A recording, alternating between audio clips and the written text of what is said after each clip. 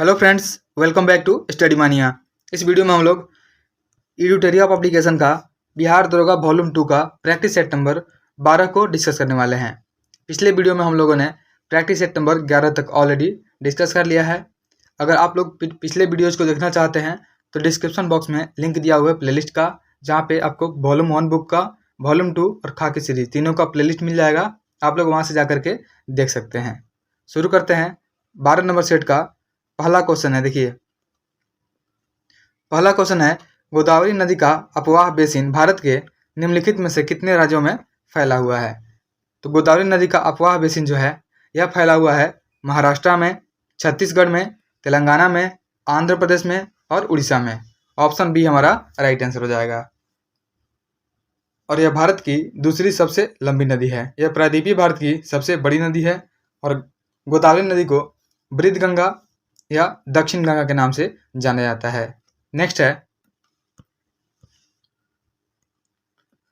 अगला क्वेश्चन है 2 नंबर कि सौर मंडल के निर्माण और निरूपण की व्याख्या करने के लिए सर्वाधिक व्यापक रूप से स्वीकृत मॉडल कौन सा है? तो यह हो जाएगा निहारिका परिकल्पना। ऑप्शन बी हमारा राइट आंसर हो जाएगा। देखिए, निहारिका परिकल्पना होता है, इसमें ग्रहों का निर्माण जो है युवा सूर्य से जुड़े पदार्थ के एक बादल से हुआ था जो धीरे धीरे घूम रहा था, और इस सिद्धांत को इमैनुअल कांट के द्वारा विकसित किया गया था।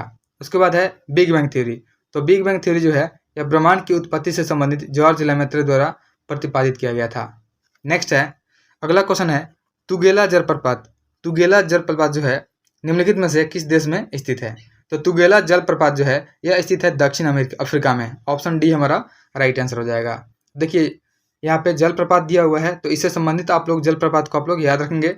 जैसे कुछ जलप्रपात के नाम याद रखेंगे, जैसे है कि एंजिल जलप्रपात। तो एंजिल जलप्रपात जो है यह वेनेजुएला में है, सुथरलैंड जो है न्यूजीलैंड में है, उसके बाद गवारनी जो है फ्रांस में है, जोग या गरसोप्पा जो है यह भारत में है, और नियाग्रा वाटरफॉल जो है यह कनाडा और अमेरिका की सीमा पर स्थित है।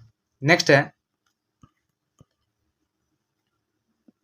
अगला क्वेश्चन है, मध्य एशिया के स्टेपी क्षेत्र के निवासियों द्वारा पशुओं की खालों से निर्मित अस्थायी मानव आवास को क्या कहा जाता है? तो इसको बोला जाता है यूर्त। ऑप्शन सी हमारा राइट आंसर हो जाएगा। देखिए, एक होता है इग्लू।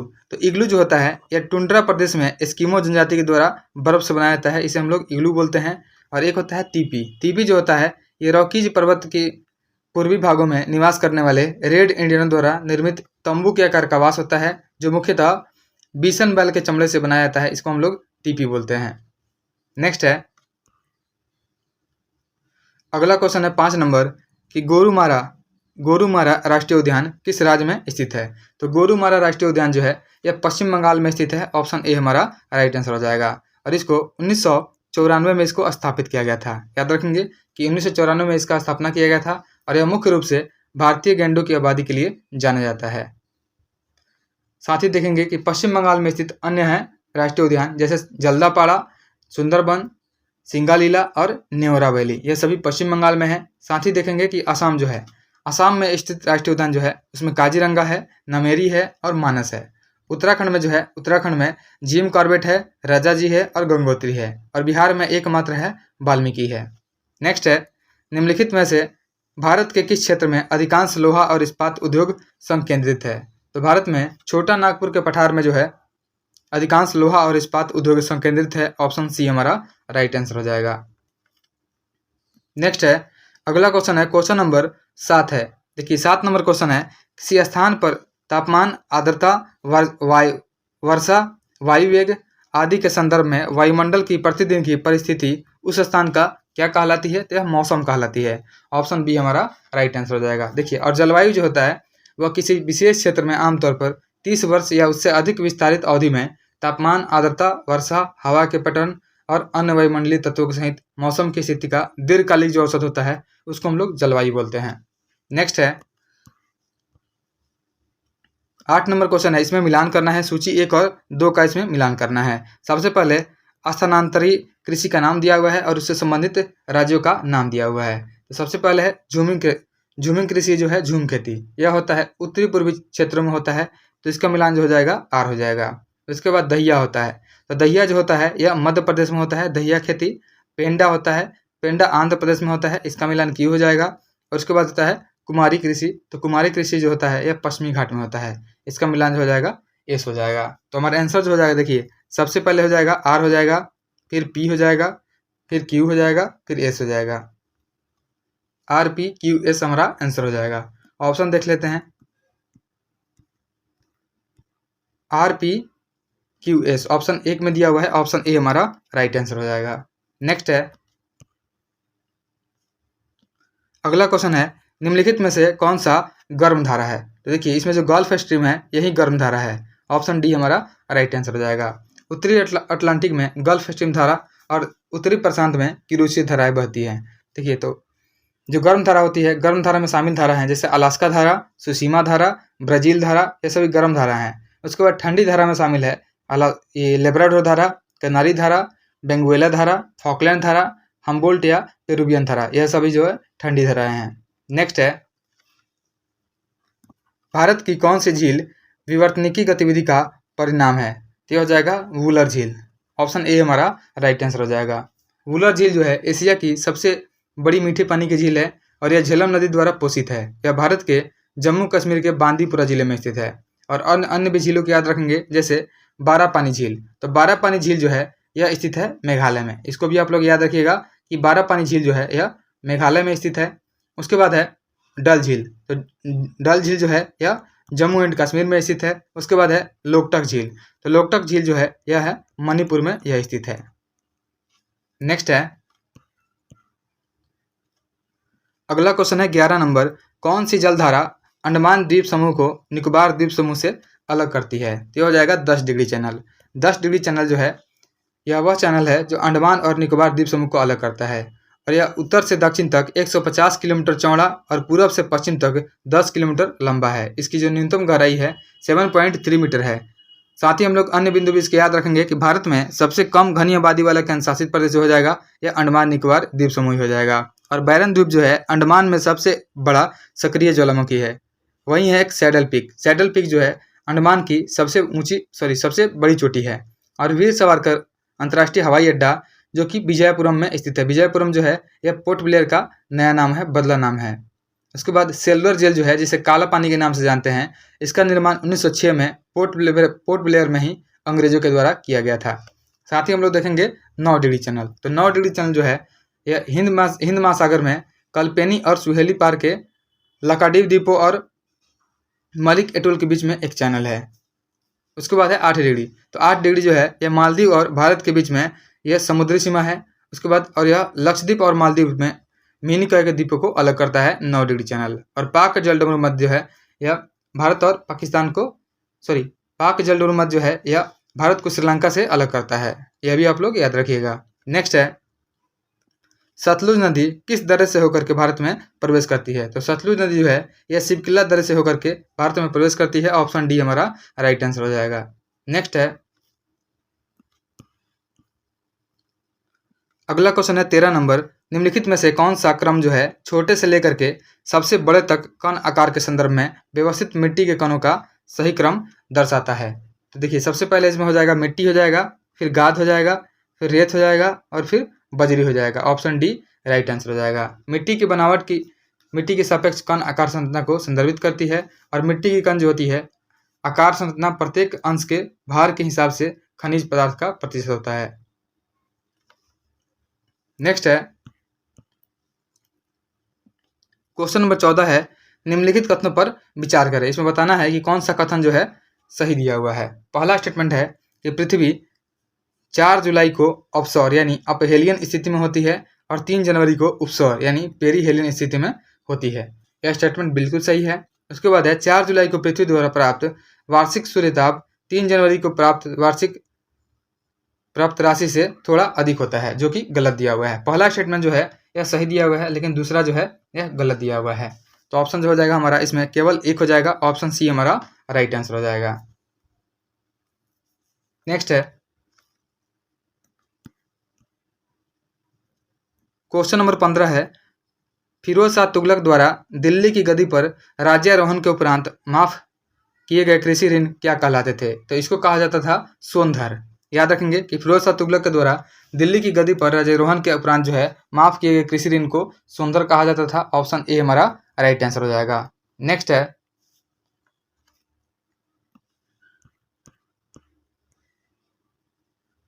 क्वेश्चन नंबर 16 है, निम्नलिखित में से किस सिंधु घाटी स्थल के नाम से जो है नाम पट्टिका अभिलेख मिला है? तो नाम पट्टिका अभिलेख जो है यह मिला है धौलावीरा से। ऑप्शन बी हमारा राइट आंसर हो जाएगा। नेक्स्ट है, निम्नलिखित में से किसने कहा था कि भारत में दास प्रथा नहीं है? तो यह कहा गया था मेगास्थनीज के द्वारा। याद रखेंगे, इंपॉर्टेंट क्वेश्चन है यह कि मेगास्थनीज के द्वारा कहा गया था कि भारत में दास प्रथा नहीं है, और स्ट्रैबो ने मेगास्थनीज का हवाला देते हुए उसे दोहराया भी है।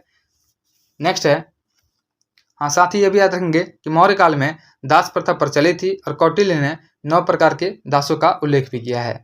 नेक्स्ट है, क्वेश्चन नंबर 18 है, सही मिलान करना है, सूची 1 और 2 को यहाँ पे मिलाना है। बंग भंग दिवस इसे मनाया गया था 16 अक्टूबर 1905 को मनाया गया था। उसके बाद मुक्ति दिवस जो है, मुक्ति दिवस यह 22 दिसंबर 1939 को मनाया गया था, और सीधी कार्यवाही दिवस जो है यह 16 अगस्त 1946 को मनाया गया था। तो हमारा मिलान जो हो जाएगा यह हो जाएगा 3-1-2 हमारा मिलान हो जाएगा। ऑप्शन देख लेते हैं हम लोग। 3-1-2 जो है ऑप्शन बी में दिया हुआ है, 3-1-2 ऑप्शन बी हमारा राइट आंसर हो जाएगा। नेक्स्ट है, अगला क्वेश्चन है कि एनी बेसेंट द्वारा प्रारंभ किया गया स्वराज शासन आंदोलन का लक्ष्य क्या था? तो एनी बेसेंट के द्वारा शुरू किया गया स्वराज शासन का लक्ष्य था कि भारत के लिए स्वशासन प्राप्त करना। ऑप्शन सी हमारा राइट आंसर हो जाएगा, भारत के लिए स्वशासन प्राप्त करना। नेक्स्ट है, क्वेश्चन नंबर 20 है कि शिवाजी के राजनीतिक गुरु और संरक्षक कौन थे? तो शिवाजी के राजनीतिक गुरु और संरक्षक जो थे यह दादाजी कोंडदेव थे। ऑप्शन ए हमारा राइट आंसर हो जाएगा। नेक्स्ट है, अगला क्वेश्चन है क्वेश्चन नंबर 21 है कि सूची 1 और 2 को इसमें मिलाना है। सूची 1 में बौद्ध संगीति का नाम दिया हुआ है, और सूची 2 में जो है इसके अध्यक्ष का नाम दिया हुआ है। इसे हम लोगों को मिलान करना है। सबसे पहला है प्रथम बौद्ध संगीति। तो प्रथम बौद्ध संगीति के जो अध्यक्ष थे यह थे महाकश्यप, तो इसका मिलान हो जाएगा 2 हो जाएगा। दूसरी बौद्ध संगीति के अध्यक्ष जो बने थे यह थे सबाकामी, इसका मिलान हो जाएगा 1 हो जाएगा। उसके बाद है तीसरी बौद्ध संगीति, तो इसके अध्यक्ष थे मोगलीपुत्र तीस थे, और चतुर्थ बौद्ध संगीति जो है इसके जो अध्यक्ष थे यह वसुमित्र थे। तो इसका मिलान हम लोग याद रखेंगे। साथ ही अभी याद रखेंगे कि जो पहली बौद्ध संगीति हुई थी यह अजातशत्रु के काल में हुई थी। दूसरी बौद्ध संगीति यह कलाशोक के काल में हुई थी। तीसरी बौद्ध संगीति अशोक के काल में हुई थी, और चौथी बौद्ध संगीति कनिष्क के काल में हुई थी। स्थान भी याद रखेंगे कि पहली बौद्ध संगीति जो है यह राजगीर में हुई थी। दूसरी बौद्ध संगीति जो है यह वैशाली में हुई थी। तीसरी बौद्ध संगीति पाटलिपुत्र में हुई थी, और चौथी बौद्ध संगीति जो है यह कश्मीर कुंडलबल में हुई थी। तो इसमें हमारा मिलान जो हो जाएगा यह हो जाएगा 2-1-4-3 हमारा आंसर हो जाएगा। ऑप्शन देख लेते हैं, 2-1-4-3 ऑप्शन डी में है, ऑप्शन डी हमारा राइट आंसर हो जाएगा। नेक्स्ट है,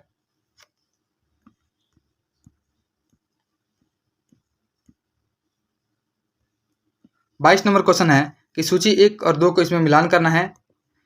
देखिए, सूची 1 और 2 दिया हुआ है। गंधार कला जो है यह संबंधित है कुषाणों से, तो इसका मिलान हो जाएगा 3 हो जाएगा। जूनागढ़ शिलालेख जो है रुद्रदामन के द्वारा लिखवाया गया था, तो इसका मिलान 4 हो जाएगा। मिलिंद पन्हो जो है यह मिनेंडर से संबंधित हो जाएगा, मिलिंद पन्हो। उसके बाद है गरुड़ स्तंभ लेख, तो यह हो जाएगा हेलियोडोरस से संबंधित हो जाएगा। ऑप्शन 2 हमारा मिलान इसका हो जाएगा।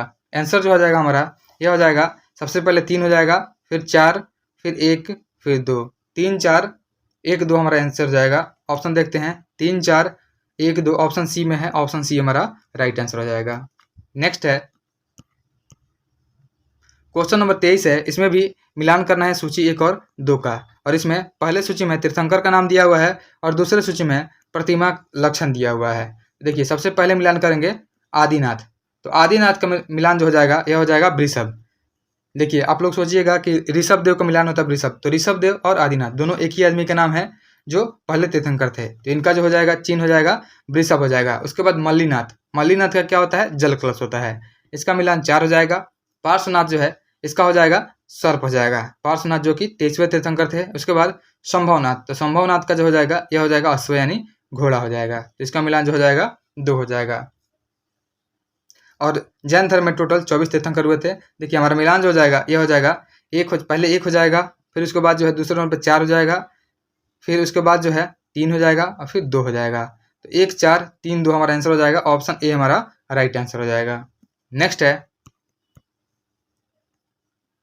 अगला क्वेश्चन है कि बंगाल में द्वैत शासन प्रणाली की शुरुआत निम्नलिखित में से किसके द्वारा की गई थी? तो बंगाल में द्वैत शासन प्रणाली की शुरुआत रॉबर्ट क्लाइव के द्वारा की गई थी। ऑप्शन सी हमारा राइट आंसर हो जाएगा। रॉबर्ट क्लाइव ने 1765 ईस्वी में 1765 में रॉबर्ट क्लाइव ने बंगाल में द्वैत शासन को शुरू किया था और इसके अंतर्गत बंगाल में प्रशासन को दीवानी और निजामत में बांट दिया गया था। द्वैत शासन प्रणाली को जो है 1772 ईस्वी में वारेन हेस्टिंग्स के द्वारा जो है समाप्त भी किया गया था। नेक्स्ट है, निम्नलिखित में से कौन गवर्नर जनरल अंग्रेजी के अतिरिक्त जो है अरबी, फारसी और बंगाली भाषा का जानकार था? तो ये हो जाएगा वारेन हेस्टिंग्स हो जाएगा। ऑप्शन डी हमारा राइट आंसर हो जाएगा। नेक्स्ट है, क्वेश्चन नंबर 26 है कि अकबर के 1567 से 68 ईस्वी में चित्तौड़ आक्रमण के समय जो है वहाँ का शासक था, तो वहाँ का शासक था उदय सिंह। ऑप्शन सी हमारा राइट आंसर हो जाएगा। देखिए, अकबर ने 1576 ईस्वी में चित्तौड़ यानी मेवाड़ पर आक्रमण किया था। उस समय वहाँ के शासक उदय सिंह द्वितीय थे और 1567-68 में फतेह सिंह और जयमल जो है यह शहीद हो गए थे और अकबर ने चित्तौड़ अभियान में भारी मात्रा में हत्या भी करवाई थी। साथ ही याद रखेंगे कि अकबर का जो कार्यकाल रहा था यह 1565 से लेकर के 1606 ईस्वी तक था। नेक्स्ट है, 1556 से लेकर के 1605 तक अकबर का कार्यकाल था। और साथ ही याद रखेंगे कि जो अकबर के द्वारा मुख्य कार्य किए गए थे, जैसे 1562 ईस्वी में अकबर ने दास प्रथा का अंत किया था। 1563 ईस्वी में अकबर ने तीर्थ यात्रा कर की समाप्ति की थी।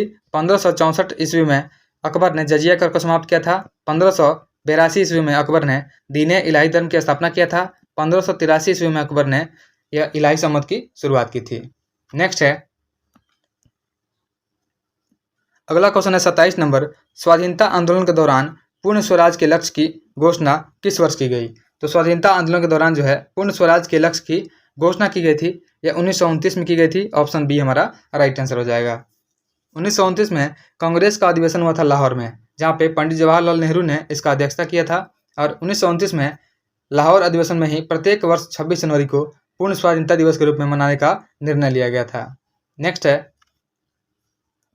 किस सुल्तान ने दीवान ए अमीर कोही नामक नया विभाग बनाया था? तो दीवान ए अमीर कोही नामक नया विभाग मोहम्मद बिन तुगलक के द्वारा बनाया गया था। ऑप्शन डी हमारा राइट आंसर हो जाएगा। साथ ही याद रखेंगे, दीवाने बंदगान जो था यह फिरोज शाह तुगलक के द्वारा दास विभाग था।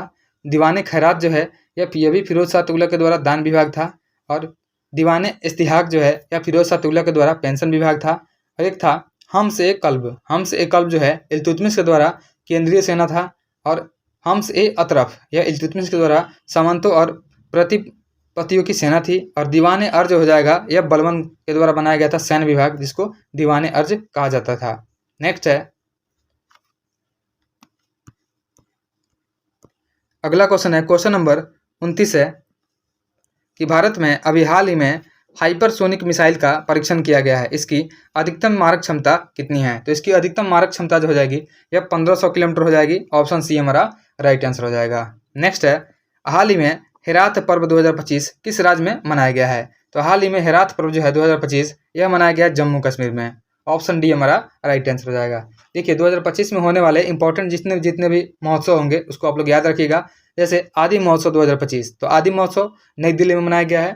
थाई पुसम त्यौहार जो है 2025 तमिलनाडु में हुआ है। चाप चारकुट त्यौहार जो हुआ है मिजोरम में हुआ है। उसके बाद जडाय स्वामी उत्सव जो है यह तमिलनाडु में हुआ है। और सिग्मो उत्सव जो है 2025 यह गोवा में हुआ है। नेक्स्ट है, क्वेश्चन नंबर 31 है, दिसंबर 2024 में किस राज्य सरकार ने भाषा संबंधी बाधाओं को दूर करने के लिए स्वर प्लेटफॉर्म लॉन्च किया है? तो स्वर प्लेटफॉर्म को लॉन्च किया गया है गुजरात सरकार के द्वारा लॉन्च किया गया है। ऑप्शन ए हमारा राइट आंसर हो जाएगा। साथ ही याद रखेंगे कि वहाँ के राज्यपाल जो है श्री आचार्य देवव्रत हैं। और एकलव्य पोर्टल का संबंध जो है यह भारतीय सेना से हो जाएगा। नेक्स्ट है, हाल ही में जनवरी 2025 में संतोष ट्रॉफी किसने जीता है? तो संतोष ट्रॉफी जीता गया है पश्चिम बंगाल के द्वारा। ऑप्शन सी हमारा राइट आंसर हो जाएगा। पश्चिम बंगाल ने 76वीं संतोष ट्रॉफी का खिताब जीता है और यह पश्चिम बंगाल की 33वीं जीत है। नेक्स्ट है, क्वेश्चन नंबर 33 है कि प्रधानमंत्री द्वारा LIC की बीमा सखी योजना LIC की यह बीमा सहकी योजना कहाँ से शुरू की गई थी? तो इसका शुरुआत किया गया था हरियाणा से। ऑप्शन बी हमारा राइट आंसर हो जाएगा। और इस योजना को लागू करने वाला जो गोवा हो जाएगा, हरियाणा के बाद दूसरा राज्य हो जाएगा। सबसे पहले हरियाणा में हुआ था, उसके बाद साथ ही याद रखेंगे कि गोवा के वर्तमान राज्यपाल PS श्रीधरन पिल्लई हैं और गृह आधार योजना का संबंध भी यह भी गोवा से ही है। नेक्स्ट है, हाल ही में CRPF का महानिदेशक किन्हें नियुक्त किया गया है? तो CRPF का महानिदेशक जो है यह ज्ञानेंद्र प्रताप सिंह को नियुक्त किया गया है। ऑप्शन सी हमारा राइट आंसर हो जाएगा। और CRPF का जो स्थापना हुआ था, यह CRPF का स्थापना किया गया था 27 जुलाई 1939 को CRPF का स्थापना किया गया था और इसका मुख्यालय जो है यह नई दिल्ली में स्थित है। नेक्स्ट है, क्वेश्चन नंबर 35 है, ग्लोबल फायर पावर इंडेक्स 2025 में भारत कौन से स्थान पर है? तो ग्लोबल फायर पावर इंडेक्स 2025 में भारत का स्थान चौथा रहा है। ऑप्शन बी हमारा राइट आंसर हो जाएगा। पहले स्थान पर अमेरिका है, दूसरे स्थान पर रूस है, तीसरे पे चीन है और चौथे पे भारत है। नेक्स्ट है, शांति और वैश्विक नेतृत्व के लिए गोल्ड मरकरी अवार्ड 2025 किसे प्रदान किया गया है? तो शांति और वैश्विक नेतृत्व के लिए गोल्ड मरकरी अवार्ड 2025 दिया गया है, दलाई लामा को दिया गया है। ऑप्शन बी हमारा राइट आंसर हो जाएगा। नेक्स्ट है, क्वेश्चन नंबर 37 है कि ऑस्कर अवार्ड 2025 में सर्वश्रेष्ठ फिल्म का पुरस्कार किसने जीता है? तो ऑस्कर अवार्ड 2025 में सर्वश्रेष्ठ फिल्म का अवार्ड जीता गया है अनोरा के द्वारा। ऑप्शन बी हमारा राइट आंसर हो जाएगा। सर्वश्रेष्ठ डायरेक्टर जो हैं यह सीन बेकर हैं अनोरा फिल्म के लिए। सर्वश्रेष्ठ अभिनेता जो हैं एड्रियन ब्रॉडी है द ब्रूटलिस्ट के लिए। और सर्वश्रेष्ठ अभिनेत्री जो है यह माइकी मेडिसन है, यह भी अनोरा फिल्म के लिए हैं। नेक्स्ट है, पंचायत से संसद 2.0 पहल का उद्घाटन किसने किया है? तो पंचायत से संसद 2.0 पहल का उद्घाटन किया गया है ओम बिरला के द्वारा। ऑप्शन बी हमारा राइट आंसर हो जाएगा। नेक्स्ट है, अगला क्वेश्चन है 39 नंबर कि राष्ट्रीय मानवाधिकार आयोग यानी NHRC के नए अध्यक्ष बने हैं। तो NHRC के नए अध्यक्ष बने हैं justice V Rama Subramaniam. Option B हमारा राइट आंसर हो जाएगा। देखिए NHRC जो है इसका स्थापना किया गया था 12 अक्टूबर 1993 को NHRC का स्थापना किया गया था और इसके प्रथम अध्यक्ष जो थे न्यायमूर्ति रंगनाथ मिश्र थे और वर्तमान में जो है इसके अध्यक्ष हैं justice V Rama Subramaniam. Next है, क्वेश्चन नंबर 40 है कि अस्त्र MK3 जो है मिसाइल का नाम बदलकर क्या रखा गया है? तो अस्त्र MK3 मिसाइल का नाम बदल करके गांडीव रखा गया है। ऑप्शन ए हमारा राइट आंसर हो जाएगा। नेक्स्ट है,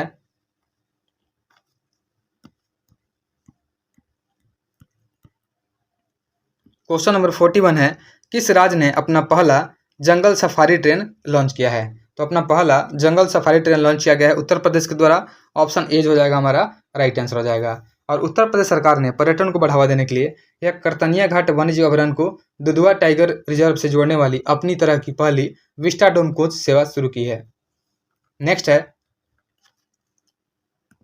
25वें फीफा विश्व कप 2024 की मेजबानी किस देश को सौंपी गई है? तो 25वें फीफा विश्व कप 2034 यहाँ पर लिखा हुआ है 34 की मेजबानी सौंपी गई है, यह सऊदी अरब को सौंपी गई है। ऑप्शन डी हो जाएगा हमारा राइट आंसर हो जाएगा। साथ ही याद रखेंगे कि जैसे 23वां पुरुष फीफा विश्व कप 2026 का जो आयोजन होगा यह कनाडा, मैक्सिको और अमेरिका में किया जाएगा। वैसे ही 24वां पुरुष फीफा विश्व कप जो हो जाएगा 2030 में इसका आयोजन पुर्तगाल और मोरक्को में किया जाएगा। और जो 25वां होगा पुरुष फुटबॉल विश्व कप 2034 यह सऊदी अरब में होगा। नेक्स्ट है, क्वेश्चन नंबर 43 है कि 7 जून 2025 को फ्रेंच ओपन महिला एकल का खिताब किसने जीता है? तो 7 जून 2025 को फ्रेंच ओपन महिला एकल का खिताब जीता गया है कोको गॉफ के द्वारा। ऑप्शन जो हो जाएगा डी हमारा राइट आंसर हो जाएगा। और पुरुष वर्ग में जीते हैं कार्लोस अल्काराज। नेक्स्ट है, क्वेश्चन नंबर 44 है 76वें गणतंत्र दिवस 2025 की थीम क्या है? तो 76वें गणतंत्र दिवस 2025 का थीम हो जाएगा स्वर्णिम भारत, विरासत और विकास। ऑप्शन ए हमारा राइट आंसर हो जाएगा। नेक्स्ट है,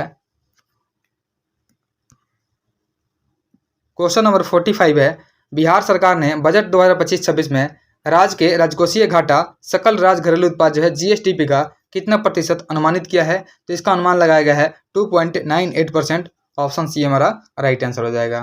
नेक्स्ट है, अगला क्वेश्चन है क्वेश्चन नंबर 46 है कि जनवरी 2025 में पूर्वी भारत की पहली खगोलीय वेधशाला का उद्घाटन कहाँ किया गया है? तो जनवरी 2025 में पूर्वी भारत की पहली खगोलीय वेधशाला का उद्घाटन किया गया है और यह किया गया है पश्चिम बंगाल में। ऑप्शन सी हमारा राइट आंसर हो जाएगा। नेक्स्ट है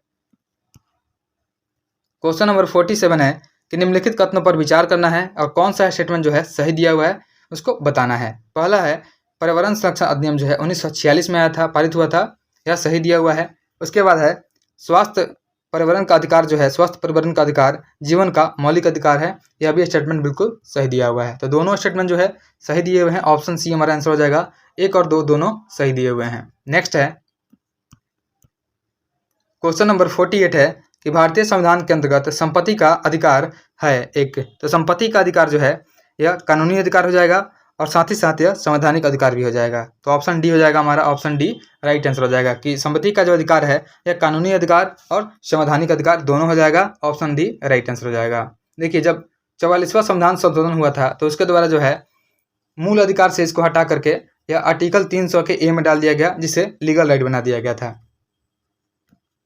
नेक्स्ट है क्वेश्चन नंबर 49 है कि राजनीतिक दलों के विषय में निम्नलिखित में से कौन सा कथन जो है सही नहीं है यानी गलत है। राजनीतिक दल जो है चुनाव में भाग लेते हैं, ये जनमत निर्माण में महत्वपूर्ण भूमिका निभाते हैं, यह भी सही है। और ये सरकार की नीति एवं कार्यक्रमों को जनता के समक्ष रखते हैं, यह भी सही है। ये केवल अपने सदस्यों के हितों में कार्य करते हैं, जो कि गलत दिया हुआ है। देखिए ऑप्शन डी जो हो जाएगा हमारा आंसर हो जाएगा। नेक्स्ट है क्वेश्चन नंबर 50 है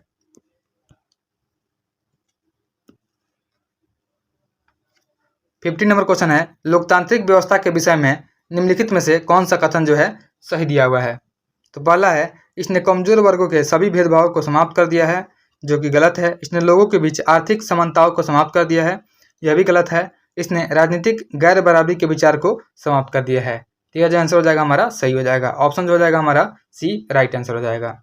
नेक्स्ट है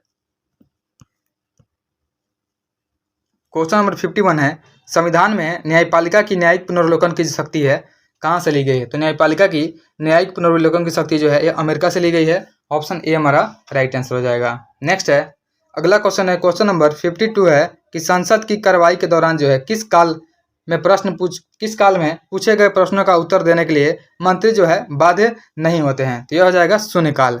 देखिए संसद की कार्रवाई के दौरान प्रश्नकाल में पूछे गए प्रश्नों का उत्तर देने के लिए मंत्री जो होते हैं बाध्य नहीं होते हैं। ऑप्शन हमारा बी जो हो जाएगा राइट आंसर हो जाएगा। नेक्स्ट है अगला क्वेश्चन है उच्च न्यायालय के न्यायाधीश की आयु के बारे में कोई प्रश्न उठता है तो उसका निर्णय राष्ट्रपति द्वारा निम्न में से किसकी सलाह से किया जाएगा। तो इसका सलाह जो है राष्ट्रपति के द्वारा भारत के मुख्य न्यायाधीश के सलाह से किया जाता है। ऑप्शन सी हमारा राइट आंसर हो जाएगा। नेक्स्ट है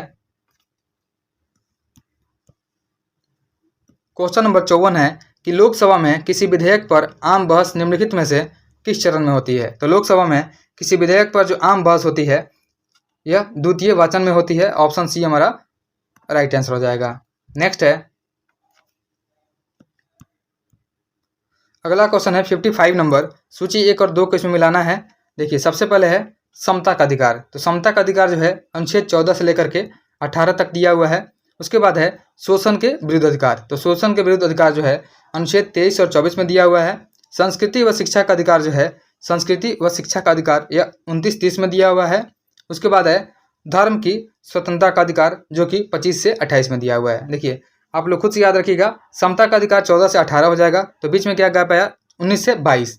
तो 19 से 22 जो है 19 से 22 में जो है स्वतंत्रता का अधिकार दिया हुआ है। उसके बाद 23-24 में यह शोषण के विरुद्ध अधिकार है। उसके बाद 25 से 28 तक हो जाएगा धर्म के स्वतंत्रता का अधिकार हो जाएगा। फिर 29-30 जो है संस्कृति और शिक्षा संबंधी अधिकार है। और उसके बाद अनुच्छेद 32 जो है अनुच्छेद 32 संवैधानिक उपचारों का अधिकार है। नेक्स्ट है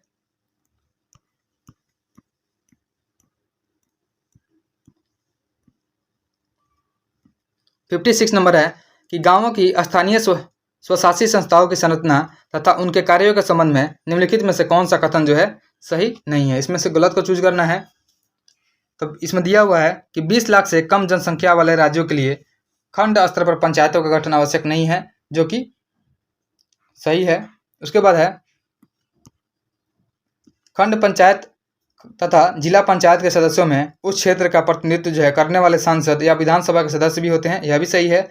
और पंचायत को कोई भी कर लगाने का अधिकार नहीं है, यह गलत दिया हुआ है। देखिए क्योंकि पंचायत को भी कर लगाने का अधिकार होता है। ऑप्शन सी हमारा राइट आंसर हो जाएगा। नेक्स्ट है क्वेश्चन नंबर 57 है, बॉम्बे प्लान के बारे में निम्नलिखित में से कौन सा कथन जो है सत्य नहीं है। तो बॉम्बे प्लान के बारे में, यह भारत के आर्थिक भविष्य का एक ब्लूप्रिंट था, यह सही है।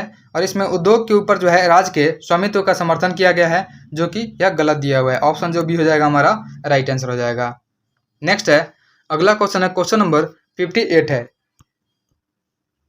देखिए 58 नंबर क्वेश्चन में है कि व्यक्ति गणना अनुपात विधि जो होता है निम्नलिखित में से किससे संबंधित है। तो व्यक्ति गणना अनुपात विधि जो है यह संबंधित है निर्धनता रेखा से नीचे के अनुपात से संबंधित है। ऑप्शन डी हमारा राइट आंसर हो जाएगा। अगला क्वेश्चन है क्वेश्चन नंबर 59 है कि an inquiry into the nature and causes of the wealth of nation निम्नलिखित में से किस अर्थशास्त्र द्वारा लिखी गई पुस्तक है। तो यह पुस्तक लिखा गया है एडम स्मिथ के द्वारा। ऑप्शन ए हमारा राइट आंसर हो जाएगा। नेक्स्ट है अगला क्वेश्चन है, निम्नलिखित कथनों पर विचार कीजिए और इसमें जो है कौन सा कथन जो है सही दिया हुआ है उसको बताना है। सबसे पहला है राजस्व घाटा जो है सरकार की राजस्व प्राप्तियों के ऊपर राजस्व व्यय के अधिशेष को बताता है, जो कि सही है। और राजकोषीय घाटा सरकार के कुल व्यय और ऋण ग्रहण को छोड़ करके कुल प्राप्तियों का अंतर होता है, यह भी सही है। दोनों स्टेटमेंट जो है सही दिए हुए हैं। ऑप्शन सी हो जाएगा हमारा, 1 और 2 दोनों सही दिए हुए हैं। नेक्स्ट है क्वेश्चन नंबर 61 है, भारतीय कृषि के संदर्भ में निम्नलिखित में से कौन सा कथन जो है सही दिया हुआ है। सबसे पहला है बागवानी फसलों का उत्पादन खाद्यान्न उत्पादन से अधिक है, यही सही दिया हुआ है। ऑप्शन जो हो जाएगा ये हमारा राइट आंसर हो जाएगा। नेक्स्ट है अगला क्वेश्चन है क्वेश्चन नंबर 62। देखिए 62 नंबर क्वेश्चन है कि माही सुगंधा किस फसल की किस्म है। तो माही सुगंधा जो है यह धान की किस्म हो जाएगी। ऑप्शन डी हमारा राइट आंसर हो जाएगा। देखिए आप लोग याद रखिएगा, धान की फसल में आती हैं माही सुगंधा, जया, कृष्णा, बरानी दीप। उसके बाद सरसों की फसल में वरुणा, पूसा गोल्ड, पीताम्बरी, गिरिराज। गेहूं की फसल में पूसा मंगल, सोनालिका, सोनारा 64 और कल्याण सोना। नेक्स्ट है क्वेश्चन नंबर 63 है, निम्नलिखित युग्मों पर विचार कीजिए। पहले खनिज का नाम दिया हुआ है, फिर उसके बाद अभावजन्य रोग दिया हुआ है। इसकी कमी से जो है क्या होता है। तो जो कैल्शियम की कमी से यह अस्थि क्षय होता है, तो इसका मिलान जो हो जाएगा सामने ही हो जाएगा। आयोडीन की कमी से जो है घेगा या गोइटर रोग होता है, इसका मिलान भी सामने हो जाएगा। और उसके बाद जो है लोहा की कमी से जो होता है यह एनीमिया होता है। यहाँ पे दंत क्षय लिखा हुआ है, यह गलत दिया हुआ है। तो ऑप्शन जो है 1 और 2 यह दोनों सही दिया हुआ है। आंसर हमारा हो जाएगा ऑप्शन ए, 1 और 2 दोनों सही है। देखिए कैल्शियम और फ्लोराइड और विटामिन डी की कमी से जो होता है यह दंत क्षय होता है, लेकिन यहाँ पे लोहा की कमी से लिखा हुआ है, लोहा की कमी से एनीमिया होता है। नेक्स्ट है क्वेश्चन नंबर 64 है, किसी ठोस पदार्थ के विलयन को गर्म करने से उसकी विलेयता पर निम्नलिखित में से क्या प्रभाव पड़ता है। तो किसी ठोस पदार्थ के विलयन को गर्म करने पर उसकी विलेयता जो होती है बढ़ जाती है। ऑप्शन जो हो जाएगा ए हमारा राइट आंसर हो जाएगा। नेक्स्ट है निम्नलिखित में से कौन सा वायु घटक जलने में सहायक होता है। तो जलने में सहायक होता है यह ऑक्सीजन होता है। ऑप्शन बी हो जाएगा हमारा राइट आंसर हो जाएगा। नेक्स्ट है अगला क्वेश्चन है क्वेश्चन नंबर 66 में है, निम्नलिखित में से कौन सा पदार्थ जो है हमारी पेशियों में संचित होता है जिससे ऐठन होती है। देखिए यह होता है लैक्टिक एसिड। लैक्टिक एसिड जो होता है यह हमारे पेशियों में संचित होती है जिसके कारण ऐठन होती है। नेक्स्ट है क्वेश्चन नंबर 67 है कि विद्युत फ्यूज के संबंध में निम्नलिखित कथनों पर विचार करें और इसमें बताना है कि कौन सा कथन जो है सही दिया हुआ है। पहला है इसका उपयोग जो है लघु पतन यानी शॉर्ट सर्किट हेतु किया जाता है और सुरक्षा मानक रुकने हेतु किया जाता है। सुरक्षा मानक से उच्च विद्युत धारा के प्रवाहित होने से विद्युत फ्यूज के तार पिघल जाते हैं, यह भी सही है। देखिए दोनों स्टेटमेंट जो है सही दिया हुआ है। ऑप्शन जो हो जाएगा हमारा सी हो जाएगा, 1 और 2 दोनों सही दिए हुए हैं। नेक्स्ट है क्वेश्चन नंबर 68 है, निम्नलिखित में से कौन सी एक अति सक्रिय धातु है जो वायु में खुला छोड़ देने पर आग पकड़ लेती है। यह होता है फास्फोरस। फास्फोरस को वायु में खुला छोड़ने पर आग पकड़ लेता है और फास्फोरस जो है यह अधातु है। ऑप्शन ए हमारा राइट आंसर हो जाएगा। नेक्स्ट है देखिए क्वेश्चन नंबर 69 है, इसमें सूची 1 में आविष्कारक का नाम है और सूची 2 में आविष्कार का नाम है, उसके बाद आविष्कारक का नाम है। इसको मिलान करना है। सबसे पहले है कोशिका की खोज। तो कोशिका की खोज की गई थी रॉबर्ट हुक के द्वारा। इसका मिलान जो हो जाएगा 4 हो जाएगा। उसके बाद सर्वप्रथम तालाब के जल में स्वतंत्र रूप से जीवित कोशिकाओं की खोज की गई थी। यह किया गया था लीवेनहॉक के द्वारा। इसका मिलान 2 हो जाएगा। उसके बाद जो है केंद्रक का खोज किया गया था। केंद्रक का खोज जो है रॉबर्ट ब्राउन के द्वारा किया गया था। इसका मिलान जो हो जाएगा ऑप्शन 1 हो जाएगा। उसके बाद है ब्लैक रिएक्शन विधि की खोज। तो ब्लैक रिएक्शन विधि की खोज की गई थी, यह की गई थी कैमिलो गोल्जी के द्वारा। इसका मिलान जो हो जाएगा 3 हो जाएगा। नेक्स्ट है क्वेश्चन नंबर 70 है। देखिए 70 नंबर क्वेश्चन जो है कोशिका में उपस्थित प्लाज्मा झिल्ली निम्नलिखित में से किससे या किनसे निर्मित होती है। तो प्लाज्मा झिल्ली जो बनती है, प्लाज्मा झिल्ली यह बनती है प्रोटीन से बनती है और साथ ही साथ लिपिड, यानी लिपिड और प्रोटीन से मिलकर के प्लाज्मा झिल्ली बनती है। ऑप्शन हो जाएगा ए और सी दोनों। ऑप्शन डी हमारा राइट आंसर हो जाएगा। नेक्स्ट है देखिए 71 है। इसमें सूची 1 में जो है पदार्थ दिया हुआ है, सूची 2 में इसका पीएच मान दिया हुआ है। इसको हम लोग मिलाएंगे। तो देखिए सबसे पहले है मानव रक्त। तो मानव रक्त का जो पीएच होता है यह 7.4 होता है। तो यहाँ पे यह हो जाएगा 7.35 से 7.45 हो जाएगा। उसके बाद दूध जो होता है, दूध का पीएच वैल्यू यह होता है 6.4 से लेकर के 6.8 के बीच में होता है। यह इसका मिलान 3 हो जाएगा। मानव लार का जो होता है पीएच मान यह 5.5 से 7.5 तक होता है। इसका मिलान 1 हो जाएगा। और मानव मूत्र का जो पीएच मान होता है, देखिए यह जनरली 6 होता है, लेकिन यहाँ पे रेशियो दिया हुआ है कि रेंज दिया हुआ है 4.6 से लेकर के 8.0 यानी 8 तक होता है। तो इसका मिलान जो हो जाएगा 4 हो जाएगा। साथ ही याद रखेंगे कि नींबू का रस का जो पीएच मान होता है, नींबू के रस का पीएच का मान यह 2.2 होता है। उसके बाद जो है जठर रस का जो पीएच मान होता है यह 1.2 होता है, जठर रस का होता है। और जो शुद्ध जल होता है उसका पीएच मान 7 होता है। और सोडियम हाइड्रोक्साइड जो होता है यह इसका लगभग 14 होता है पीएच मान। नेक्स्ट है क्वेश्चन नंबर 72 है। किस छोटे दर्पण की सहायता से ऊंचे भवन या पेड़ की पूर्ण लंबाई का प्रतिबिंब देखा जा सकता है। तो यह देखा जा सकता है उत्तल दर्पण के द्वारा। ऑप्शन बी हमारा राइट आंसर हो जाएगा। नेक्स्ट है क्वेश्चन नंबर 73 है कि जब एक गोली ठोस घर्षण रहित सतह से टकराकर अंतः स्थापित हो जाती है तो क्या संरक्षित होता है। तो इसमें जो है संवेग का संरक्षण होता है। ऑप्शन हमारा बी जो हो जाएगा राइट आंसर हो जाएगा। देखिए जो संवेग होता है इसका फॉर्मूला होता है द्रव्यमान गुना वेग, यानी P इक्वल टू होता है m इंटू भी होता है। नेक्स्ट है अगला क्वेश्चन है 74 नंबर। निम्नलिखित में से कौन सी धातु शोधन की विधियां हैं। तो शोधन की विधि जो हो जाएगी आसवन विधि शोधन की विधि है, विद्युत अपघटन भी है और मंडल परिष्करण, तीनों जो हो जाएगा उपयुक्त सभी यह शोधन की विधि है। ऑप्शन डी हमारा राइट आंसर हो जाएगा। देखिए जो आसवन होता है इसी को हम लोग बोलते हैं डिस्टिलेशन। और मंडल परिष्करण मतलब जोन रिफाइनिंग होता है। उसके बाद होता है एक होता है वाष्प प्रवस्था और एक होता है विद्युत अपघटन। यह सभी जो है शोधन की विधियां हैं। नेक्स्ट है क्वेश्चन नंबर 75 है। निम्नलिखित में से कौन सा साबुन जो है साबुन का झाग देने का गुण बढ़ाता है।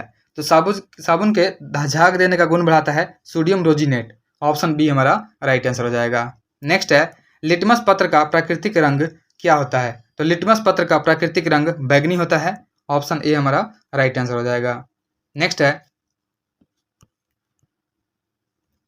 क्वेश्चन नंबर 77 है। मनुष्य के शरीर में पाए जाने वाले निम्नलिखित तत्वों की आरोही क्रम में व्यवस्थित करना है। देखिए आरोही क्रम में व्यवस्थित करना है यानी बढ़ते क्रम में करना है। तो सबसे पहले हो जाएगा मैग्नीशियम, उसके बाद सोडियम, कैल्शियम, नाइट्रोजन और कार्बन हो जाएगा। ऑप्शन डी हमारा राइट आंसर हो जाएगा। नेक्स्ट है क्वेश्चन नंबर 78 है। देखिए 78 नंबर क्वेश्चन जो है इसमें दिया हुआ है क्वासियोकर के संदर्भ में निम्नलिखित में से असत्य कथन का पहचान करना है कि कौन सा स्टेटमेंट जो है गलत दिया हुआ है। तो क्वासियोकर जो होता है यह प्रोटीन की अल्पता यानी कमी से उत्पन्न होने वाला विकार है, जो कि सही है। और यह 1 वर्ष से कम आयु के बच्चों जिनका पोषण जो है माँ के दूध द्वारा होता है उसमें होता है, यह गलत दिया हुआ है। देखिए यह 1 वर्ष से कम आयु के बच्चों में जिनका पोषण जो है माँ के दूध द्वारा होता है उनमें नहीं होता है, यह गलत हो जाएगा। ऑप्शन जो बी हो जाएगा हमारा आंसर हो जाएगा। उसके बाद है इसमें भी मरासमस की तरह हाथ पैर पतले होते हैं, यह सही है। और यह उच्च कैलोरी परंतु अल्प प्रोटीन वाला आहार देने से होता है, यह भी सही है। तो ऑप्शन जो हो जाएगा हमारा बी आंसर हो जाएगा हमारा। नेक्स्ट है क्वेश्चन नंबर 79 है।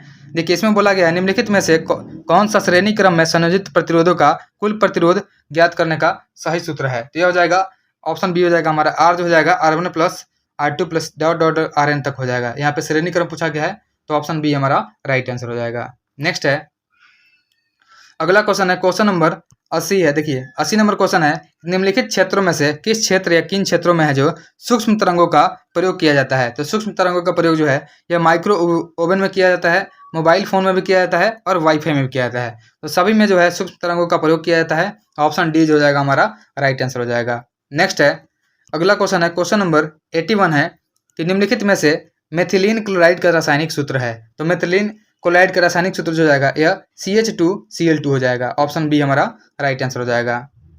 नेक्स्ट है, देखिए इसका आयुपैक नाम पूछा जाए तो होता है डाइक्लोरोमीथेन होता है। नेक्स्ट है, क्वेश्चन नंबर 82 है कि निम्नलिखित में से कौन सा पुरुष में प्राथमिक यौन अंग है। तो प्राथमिक यौन अंग जो हो जाएगा यह हो जाएगा वृषण हो जाएगा। ऑप्शन ए हमारा राइट आंसर हो जाएगा। नेक्स्ट है, अगला क्वेश्चन है, क्वेश्चन नंबर 83 है कि गंगा सफाई योजना पहली बार किस वर्ष में शुरू की गई थी। तो गंगा सफाई योजना जो है पहली बार 1985 में शुरू की गई थी। ऑप्शन बी हमारा राइट आंसर हो जाएगा।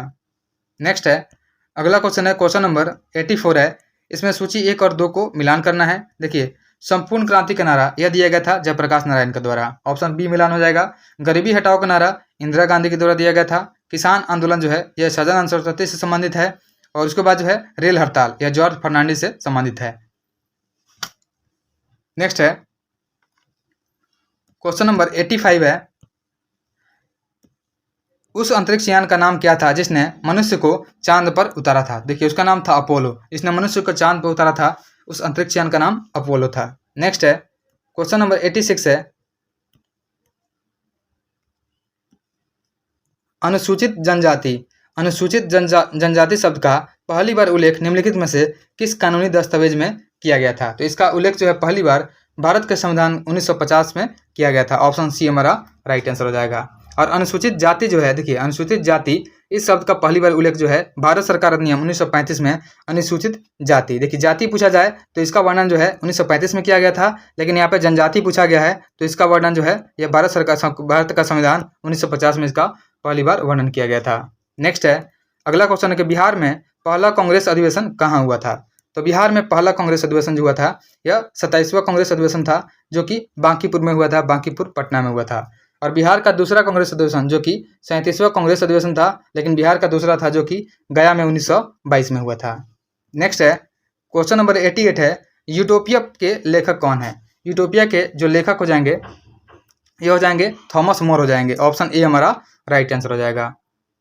देखिए साथ ही आप लोग याद रखिएगा जो प्लेटो है, प्लेटो ने लिखा था या रिपब्लिक, अपोलॉजी, लॉज, मीनो, क्रोटो, ये सब जो है प्लेटो के द्वारा लिखा गया था। विलियम शेक्सपियर के द्वारा लिखा गया था, यह लिखा गया था जूलियस सीजर लिखा गया था, Romeo Juliet, Macbeth, Othello, Hamlet, यह सभी जो है विलियम शेक्सपियर के द्वारा लिखा गया था। और डेसियोरियम इरास्मस की रचना है in praise of folly colloquia.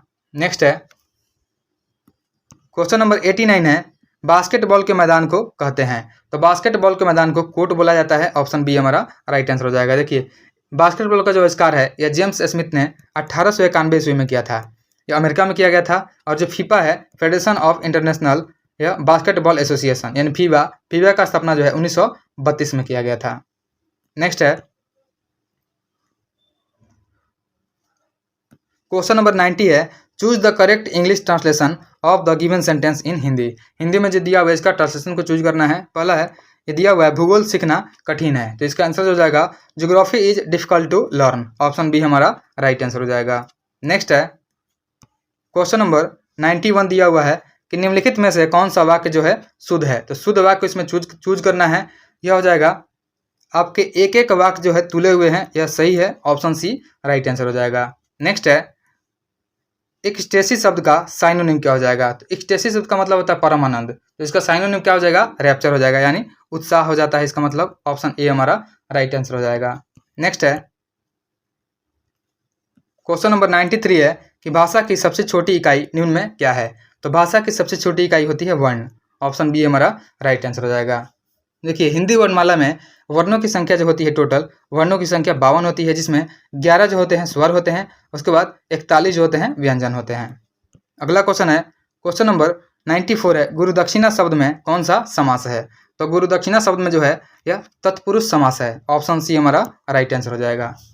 Next है, अगला क्वेश्चन है 95 नंबर जो है इसमें मैथ्स दिए हुए हैं कि 42 वृक्षों वाले एक बगीचे में 3/7 पेड़ जो है नीम के हैं और शेष आम के पेड़ हैं। तो आम के पेड़ों की संख्या निकालनी है। देखिए बगीचा में टोटल कितना पेड़ है, 42 है, लेकिन 3/7 जो है ये क्या है, नीम है। तो जब नीम का पेड़ का संख्या निकालेंगे तो ये हो जाएगा 42/3/7 हो जाएगा। ये 7 से कट जाएगा 6 से, तो 18 जो क्या हो जाएगा, नीम का पेड़ हो जाएगा। तो 42 में से 18 घटा देंगे तो हमें निकल जाएगा आम के पेड़ की संख्या। तो कितना आ जाएगा, 24 आ जाएगा हटाने पर। तो 24 हमारा आंसर हो जाएगा। ऑप्शन देखते हैं, ऑप्शन बी में दिया हुआ है 24, ऑप्शन बी हमारा राइट आंसर हो जाएगा। नेक्स्ट है, अगला क्वेश्चन है क्वेश्चन नंबर 96 है। देखिए निम्नलिखित प्रश्न में दिए गए विकल्पों में से प्रश्नवाचक चिन्ह के स्थान पर आने वाली संख्या का ज्ञात करना है। तो सबसे पहले देखिए, सबसे पहले जो है यह 6 को 2 से गुना कर देंगे तो क्या हो जाएगा, 12 हो जाएगा, और 12 को उल्टा लिख देंगे तो यह 21 हो जाएगा। इसी तरह यहाँ पे 21 लिखा हुआ है तो 21 को क्या करेंगे, 2 से गुना कर देंगे तो यह 42 हो जाएगा, और 42 का उल्टा लिखेंगे तो 24 हो जाएगा। तो हर जगह ऐसे ही करना है। देखिए यहाँ पे भी दिया हुआ है 861 दिया हुआ है, 861 को 2 से गुना कर देंगे तो क्या हो जाएगा, यह हो जाएगा 1722, और जब इसको उल्टा लिखेंगे तो यह हो जाएगा 2271, यानी इधर से इधर लिख देना है, उल्टा लिख देना है। तो वैसे ही हमें निकालना है यहाँ पे वाट का। तो वाट का निकालेंगे तो यह हो जाएगा 2271 को 2 से गुना कर देंगे, तो 2271 को 2 से गुना करेंगे तो यह हो जाएगा 4542 हो जाएगा, 4542 हो जाएगा। इसको उल्टा लिखेंगे तो यह हो जाएगा 2454, यहाँ पे इसको ऐसे लिख देना है। तो इसका आंसर 2454 हो जाएगा। तो 2454 ऑप्शन बी में है, ऑप्शन बी हमारा राइट आंसर हो जाएगा। नेक्स्ट है, अगला क्वेश्चन है क्वेश्चन नंबर 97 है। देखिए 97 में जो क्वेश्चन दिया हुआ है यह डायग्राम से आप लोग बना सकते हैं। क्वेश्चन है कि निम्न शब्दों में से उपयुक्त वेन आरेख का चयन करना है, तांबा, पुस्तक और तार। देखिए तांबा जो होता है, यह तांबा, तार का तार जो होता है तांबा का भी हो सकता है, तो यह तार हो जाएगा और यह तांबा हो जाएगा। उसके बाद जो है पुस्तक, पुस्तक जो इनमें संबंधित नहीं है तो पुस्तक हम लोग अलग बना लेंगे पुस्तक। तो इसका ग्राफ जो हो जाएगा, डायग्राम अलग बन जाएगा, पुस्तक जो हो जाएगा अलग बन जाएगा। तो जो फिगर इस तरह से होगा वही हमारा आंसर हो जाएगा। ऑप्शन देख लेते हैं, ऑप्शन जो है ऑप्शन डी दिया हुआ है, ऑप्शन डी हमारा राइट आंसर हो जाएगा। नेक्स्ट है, अगला क्वेश्चन है क्वेश्चन नंबर 98। देखिए 98 जो क्वेश्चन है इसमें बोला गया है कि एक ठोस शंकु जिसके आधार की त्रिज्या जो है r है और ऊंचाई h दी हुई है, तो इसका कुल पृष्ठीय क्षेत्रफल कितना हो जाएगा। तो देखिए शंकु की त्रिज्या क्या हो जाएगी, r हो जाएगी, और ऊंचाई क्या हो जाएगा, h हो जाएगा। और तिर्यक ऊंचाई जो होता है l होता है, यह l क्या होता है, रूट अंडर यह होता है r² प्लस h², यह होता है। तो इसमें शंकु का कुल पृष्ठीय क्षेत्रफल जो होता है, शंकु का कुल पृष्ठीय क्षेत्रफल यह होता है πr_l होता है प्लस यह πr² होता है, क्योंकि ऊपर जो ढक्कन हो जाएगा यह πr² सर्कल हो जाएगा। तो इसको हम लोग ऐड कर देंगे, तो इसको ऐड करेंगे तो क्या हो जाएगा, πr कॉमन आ जाएगा, l प्लस r आ जाएगा। ठीक है, तो l प्लस r दिया हुआ है तो ये हो जाएगा πr हो जाएगा, और l प्लस r को हम लिख सकते हैं, जैसे l को हम लोग लिखेंगे, क्या लिखेंगे, इसको under root r² plus h², इसको l के बदले में लिख सकते हैं हम लोग, और प्लस क्या कर देंगे, r कर देंगे। तो फिर आगे देखेंगे तो हम लोग क्या हो जाएगा, यह πr जो है, πr कॉमन रहेगा, यह हो जाएगा r plus root under r² plus h², यही हमारा आंसर हो जाएगा। तो πr जो हो जाएगा, हमारा आंसर जो हो जाएगा πr r plus root under h² plus r², option C हमारा राइट आंसर हो जाएगा। नेक्स्ट है क्वेश्चन नंबर 99 है कि पिता की उम्र 4 वर्ष पूर्व जो है पुत्र की आयु के 7 गुना थी। वर्तमान में पिता की आयु जो है पुत्र की आयु की 4 गुना है, तो पुत्र के वर्तमान आयु में क्या हो जाएगा। देखिए इसमें मान लेंगे कि 4 वर्ष पहले पुत्र की जो आयु हो जाएगी क्या हो जाएगी, वह x हो जाएगी। तो पिता की आयु जो हो जाएगी क्या हो जाएगी, 7x हो जाएगी। फिर उसके बाद है पुत्र की वर्तमान आयु निकालेंगे तो यह हो जाएगा x प्लस वर्तमान आयु जो हो जाएगा प्रेजेंट में, यह x प्लस p हो जाएगा, x प्लस 4 हो जाएगा। तो पिता की वर्तमान आयु क्या हो जाएगा, यह हो जाएगा 7x प्लस 4 हो जाएगा। ठीक है, तो यहाँ से हम लोग देखेंगे प्रश्न के अकॉर्डिंग, तो हो जाएगा हमारा 7x plus 4 is equal to 4 into x plus 4 हो जाएगा। यह क्वेश्चन के अकॉर्डिंग हो जाएगा हमारा। फिर से लिख देते हैं, हो जाएगा 7x प्लस 4 हो जाएगा। यहाँ बोला गया वर्तमान में पिता के पुत्र की आयु का 4 गुना है, तो पुत्र की वर्तमान आयु बताना है। देखिए उसके बाद हो जाएगा 4 गुना हो जाएगा तो क्या हो जाएगा, x प्लस 4 हो जाएगा। यह प्रश्न के अकॉर्डिंग हो गया।